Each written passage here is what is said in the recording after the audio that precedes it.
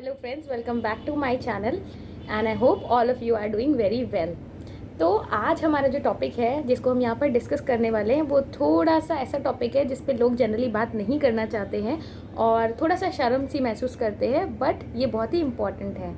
तो यहाँ पे हम आज डिस्कस करने वाले हैं कि जब सी सेक्शन डिलीवरी होती है उसके बाद आपके पीरियड्स कब आते हैं। क्योंकि होता क्या है कि आपके लगभग 9 महीने तक जब आप प्रेग्नेंट होते हैं उस टाइम तक पीरियड्स नहीं आते हैं, लेकिन जब डिलीवरी हो जाती है उसके बाद न्यू मॉम्स हमेशा एक्सपेक्ट करती है कि उनके पीरियड्स एज रेगुलर जैसे पहले होते थे वैसे स्टार्ट हो जाएं। लेकिन कभी कभी ऐसा नहीं होता है और कभी कभी ऐसा होता है कि जल्दी से जल्दी स्टार्ट हो जाते हैं। तो आज यही सारी कन्फ्यूजन्स हम डिस्कस करने वाले हैं इस वीडियो में, तो हमारे साथ लास्ट तक बने रहिएगा इस वीडियो में पूरी जानकारी के लिए।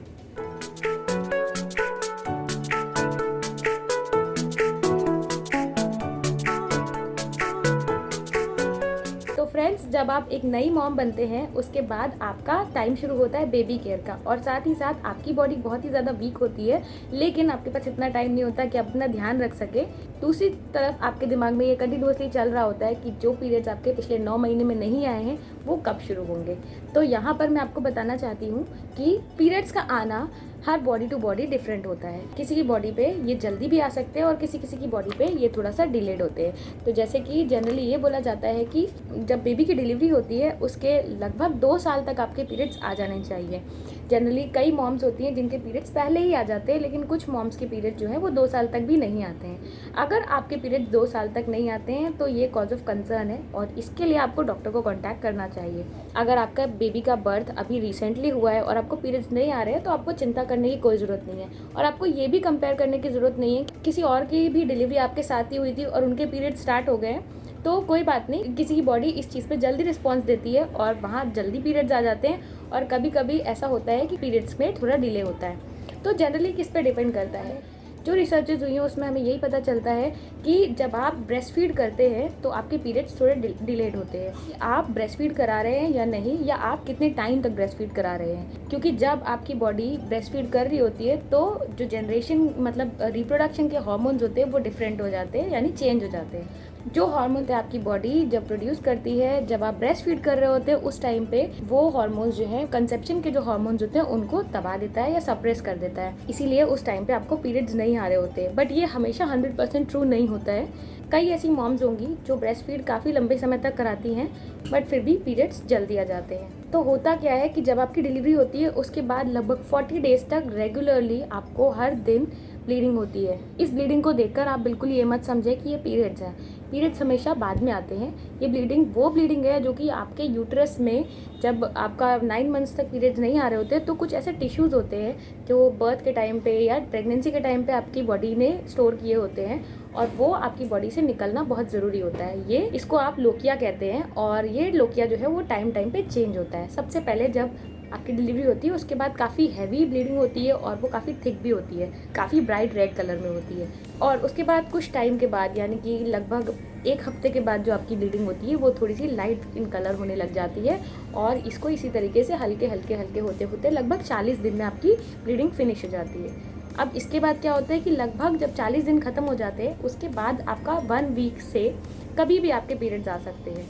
अगर आपकी ब्लीडिंग जो है 40 दिन में ख़त्म नहीं होती है तो आपको डॉक्टर से ज़रूर कांटेक्ट करना है, क्योंकि वो ब्लीडिंग अगर ज़्यादा हो जाती है तो आपको नुकसान कर सकता है। जैसा कि मैंने आपको पहले के वीडियो में बताया हुआ है कि डिलीवरी के बाद कितनी ब्लीडिंग नॉर्मल है वो आपको ज़रूर ध्यान देना है।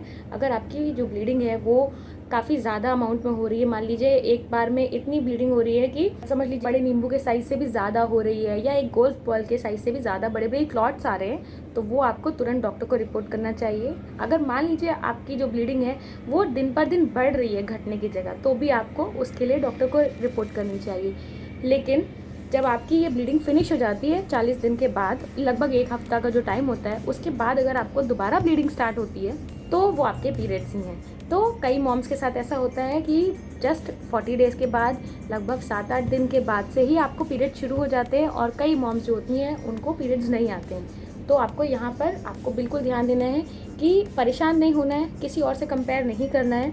क्योंकि हर एक बॉडी डिफरेंट होती है। तो जैसा कि मैंने आपको बताया, जो पहली ब्लीडिंग जो चल रही है आपकी डिलीवरी के बाद की, उसमें आपको अमाउंट ऑफ ब्लीडिंग और ब्लीडिंग कम हो रही है या नहीं, इस पर ध्यान देना है, और एक बार में कितने क्लॉट्स हो रहे हैं। जैसे कि आपको मैंने पहले भी बताया हुआ है कि अगर एक बार में आपकी डबल एक्सेल पैड 1 घंटा भी नहीं यूज़ हो पा रहा है, तो इसका मतलब आपको उसको तुरंत रिपोर्ट करने की ज़रूरत है, क्योंकि ब्लीडिंग बहुत ज़्यादा हो रही है।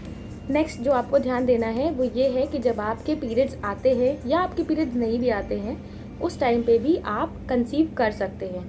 तो ऐसा बिल्कुल नहीं है। कई लोगों को ऐसा लगता है क्योंकि अब आप ब्रेस्ट फीड कर रहे हैं तो आपको पीरियड्स नहीं आ रहे हैं तो आप कंसीव नहीं कर सकते, लेकिन डॉक्टर्स की बात माने तो ऐसा ज़रूर है कि कंसेप्शन के चांसेस कम है, बट फिर भी कंसेप्शन हो सकता है। जब आपका बेबी छोटा है तब आपको दोबारा अगर आप कंसीव कर लेते हैं, आपके बेबी की हेल्थ भी ख़राब हो सकती है, आपके प्रेजेंट बेबी की भी हेल्थ ख़राब हो सकती है, और आगे आने वाले टाइम पे जो नया बेबी आने वाला है उसकी भी हेल्थ ख़राब हो सकती है, और साथ ही साथ आपकी हेल्थ भी ख़राब हो सकती है। इसीलिए सजेस्ट किया जाता है कि एक बच्चे में और दूसरे बच्चे में लगभग 3 साल का डिफरेंस होना चाहिए। तो इसको मेंटेन करने के लिए आपको क्या करना है, आपको हमेशा जब भी आप ब्रेस्ट फीडिंग फेज़ में हैं, अगर आपको पीरियड्स आ रहे हैं या नहीं आ रहे हैं, अगर आप रिलेशनशिप बना रहे हैं, तो उस टाइम पे आपको हर 2 वीक में एक बार होम प्रेगनेंसी टेस्ट किट को ज़रूर यूज़ करना है और चेक करना है कि कहीं आपने कंसीव तो नहीं किया है, क्योंकि अगर ज़्यादा लेट हो जाती है तो आप जो अप्रोप्रिएट मेजर्स वहाँ पे नहीं ले पाते हैं, और वो आपके लिए भी बहुत ज़्यादा स्ट्रेसफुल सिचुएशन होती है, और उसके साथ साथ आपकी हेल्थ के लिए भी, और आने वाले बच्चे के लिए भी, और पहले वाले बच्चे के लिए भी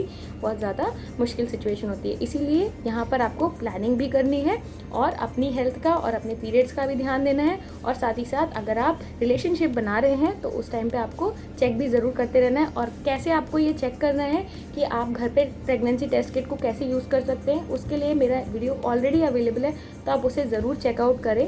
उसमें आपको पूरी डिटेल मिल जाएगी कि आप एक होम प्रेगनेंसी टेस्ट किट को कैसे यूज़ कर सकते हैं। उसको मैं आपके लिए डिस्क्रिप्शन में ज़रूर लिंक कर दूंगी, और साथ ही साथ कार्ड पे भी लिंक अप कर दूंगी, तो आप वहाँ से उसे ज़रूर एक्सेस करें और ज़रूर चेकआउट करें कि अगर आपको home pregnancy test kit use करना है तो कैसे करना है। तो फ्रेंड्स, आई होप मेरी इन्फॉर्मेशन आपके लिए बहुत ज़्यादा यूज़फुल रही होगी, और मेरा ये वीडियो आपके लिए बहुत ही ज़्यादा हेल्पफुल रहा होगा।